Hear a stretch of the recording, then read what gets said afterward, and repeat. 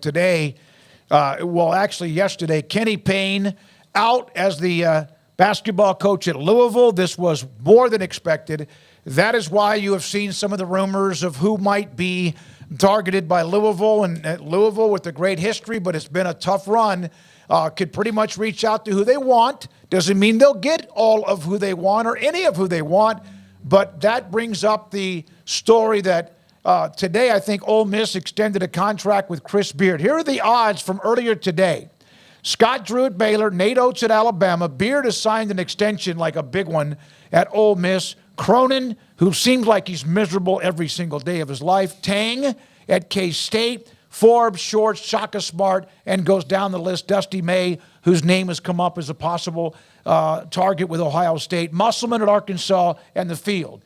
Now, there's, of course, others that are listed at the very bottom that are pipe dreams, but I think even Scott Drew at the top, that's going to get some people to go yes or no on that.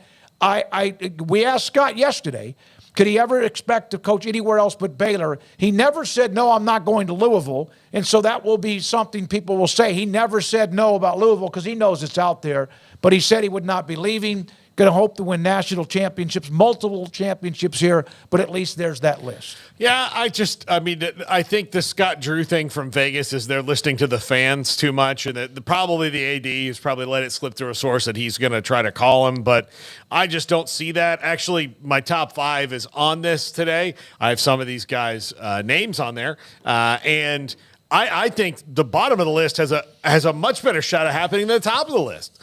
I don't know anything about odds and coaching searches and all that, but I think Vegas is way off on this. I think that some of the guys at the bottom have a much bigger shot. And when I say the bottom, I don't mean the others category. I mean the last 4 or 5 there. Shaka, Lamont, Dusty, Eric in the field. Shirts, yeah. I think Dusty May's got a way better shot of going there than Scott Drew does. Again, I know that he was just in the Final Four a year ago, but and FAU's got it humming again. But to me, it's Louisville. It's in a power conference. You've got a little more guarantees there, but I don't know. The whole thing.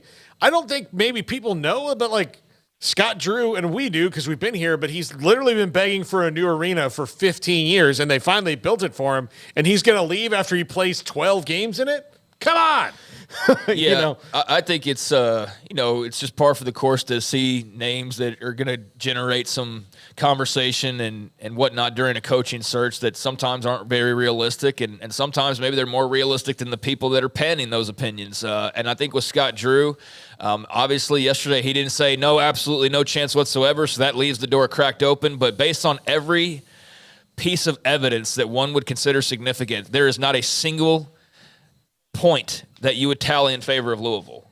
Not a single one. In terms of all of the things at his disposal now and where the program currently sits, there's just nothing outside of simply wanting to make a move that would make sense for him to go to Louisville. Mm-hmm. I mean, that's the only thing. He's making big money. He's got a brand new arena. They're putting guys in the lottery every single year now. I think they're looking at the 4th year in a row they're going to have a lottery pick. 4th highest ranked recruiting class again. Highly ranked recruiting classes. Investments from the school. So barring a massive, here's $1 billion just for Louisville basketball type of a move, I don't know why that would be a play for him versus where he is already right now. And the other part of it is, oh gosh, I just lost my train of thought there. But I don't buy into it. I understand the speculation just comes with the territory, but I would be shocked if Scott Drew left Baylor for Louisville. Oh yeah, the other part of it is, what conference is Louisville going to be in? We don't know. For the foreseeable future? At least right now, ACC, right? So, yeah, even at this point, the Big 12 is actually on, I guess, as strong of a footing as they can be given the circumstances. And the ACC is at a point where nobody really knows what the heck's going to happen. And if anything, if they were to crater, where's Louisville likely going to go? Back to the Big 12, because there's been those dalliances in the past where it got very close to them being in the Big 12 years ago. But yeah, I get it, but I don't think he's going anywhere. I don't either. But you again, you never know. But at least everything you said, every box you could check is checked. That we on the left-hand corner, left side. If Baylor was here, Louisville, and I asked this to somebody within Baylor administration maybe a week or two ago. If this was 2016 or 17, before, and they were good, and they were building. But there was at least the possibility he might look at it and go, He remember Indiana, which of course has also been flailing. They reached out and were very interested in Scott Drew because of his connection to that part of the country. So there we are with that. And Scott Drew, the basketball coach, now getting his team ready for the winter between Cincinnati and Kansas. They'll play later on this evening. Like, as much appreciation as Scott Drew has for the history of basketball, I don't think that you're getting him there just because of something that happened in the 80s or 90s. Right, that would be the one thing that you'd go, okay, they have that, but that's the only thing, really. But yeah, I mean, look, and it's Indiana's trying to decide if they've made the right decision now, too. I mean, they haven't made good decisions as coaches for a long time, or stuff hasn't worked out, or things are different.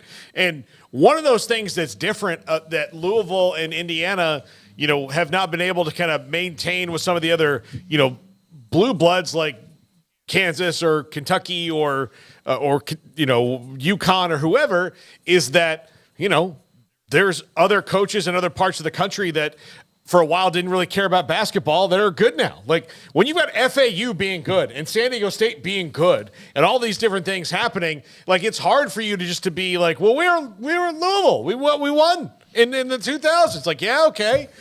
That's a long time ago now. By the way, someone brought this up in the on a text to us.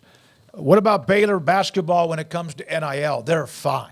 They are just fine. Keontae Look at George, their recruiting classes. Eve Missy, Jacoby Walter, VJ Edgecombe, and again, Duke was a part of that recruitment. Robert Wright, a highly rated guard. A lot of people wanted him as well, so they seem to be just fine. And I think that the football may have lagged behind for whatever reasons. You can say this or that. Basketball, I think, was ahead of the curve with Scott and Baylor and the NIL. Well, Scott Drew knew what they were going to need to do right away, because basketball's been doing NIL better than football under the and I don't mean that as Baylor has. I mean that as basketball as a sport was probably a lot better at the old school NIL under the table stuff than football was for a very long time, because you're also talking about a limited number of dudes, that you're getting.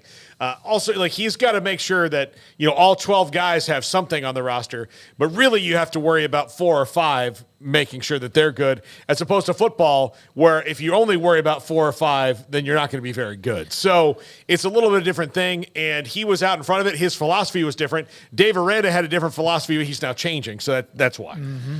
I worry about Baylor and NIL when it comes to football because of just the number of investments that you have to make, covering far more players. You can't just get a couple guys and feel like you're going to be competing for a conference championship. It's got to be a bit more thorough. In basketball, the numbers being smaller, I think that's a lot more manageable for a program like Baylor. We'll see in football. Not to say it's impossible, not to say they're not working hard at it, not to say it's not going to continue to improve, but I just think for a school, if they had to make a choice of what's the best long-term investment for us that we can handle, it would be basketball. And so I think that's manageable, much more than probably people would think. But yeah, Louisville might have more, and it would have to be significant, though, in my mind. But I don't think it's enough of an advantage that you pack up what you've been doing for 20 years and all that you built here to go start over somewhere else. Daniel said, hey, by the way, the NIL question that you mentioned in the text line was because of an article. I can find it. Daniel, I appreciate that. You don't have to do that. I saw a couple of things written about NIL, et cetera. Yeah, it's a good question. Baylor is fine